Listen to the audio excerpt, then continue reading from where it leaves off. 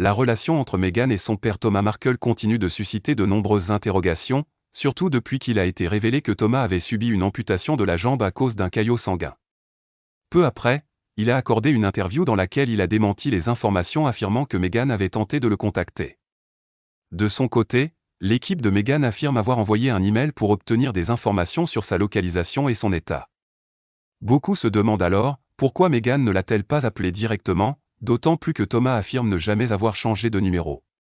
Pour comprendre cette situation, il faut revenir 8 ans en arrière, à l'époque où Thomas avait eu un problème cardiaque. Il avait alors choisi d'annoncer la nouvelle au monde entier via les tabloïds. Meghan, inquiète, avait tenté de l'appeler. Mais quelqu'un qu'elle ne connaissait pas avait décroché et refusé de lui passer son père.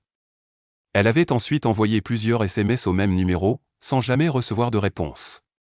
Depuis, pour Meghan, cette situation demeure confuse et douloureuse, ce qui explique en partie sa prudence actuelle. Dans sa récente interview, Thomas Markle a déclaré qu'il souhaitait que Meghan se rende aux Philippines pour lui rendre visite, ajoutant que ce n'était peut-être pas le bon moment pour parler de réconciliation, ce qui a semblé contradictoire à beaucoup. De plus, il continue d'utiliser les médias tabloïds pour s'exprimer, allant même jusqu'à demander à une journaliste du Daily Mail d'informer ses deux autres enfants, Samantha et Thomas Jr., de l'amputation de son pied.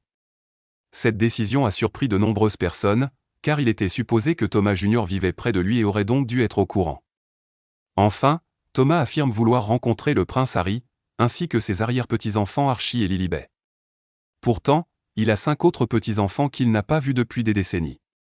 Cela conduit beaucoup à s'interroger, pourquoi cette fixation sur Meghan et ses enfants?